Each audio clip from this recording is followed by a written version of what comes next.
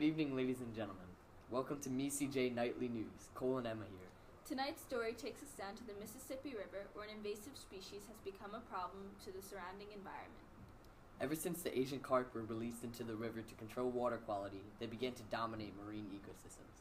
If they continue to breed this rapidly, they will be in over 40% of bodies of water in the U.S. and will lower the quality of drinking water.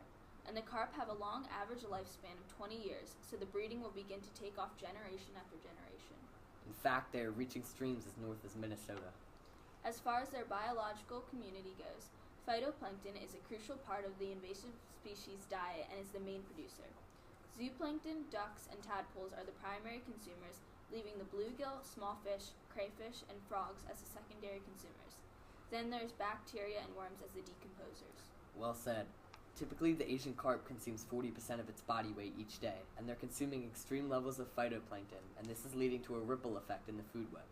The herbivores in the ecosystem rely on the phytoplankton, and in turn the carnivorous predators rely on the herbivores as their primary food source.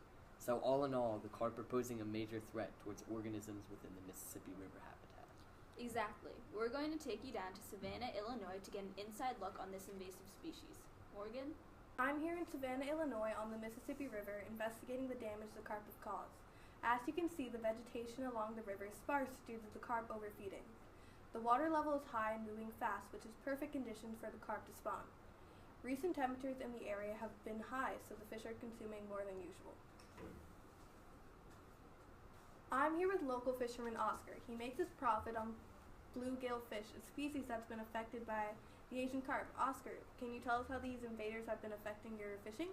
Well, little lady, these here carp have been here since 1970, and fishing for these bluegills is getting harder and harder each year.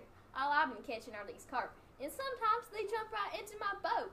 All they've been eating is the plankton, consuming vegetation, and lowering the water quality. Well, thank you, Oscar, for this great account. Back to the studio.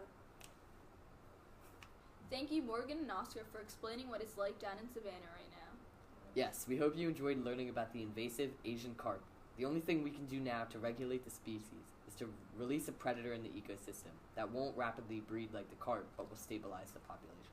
That's all for this segment. From MeCJ News to you. Have a pugtastic day.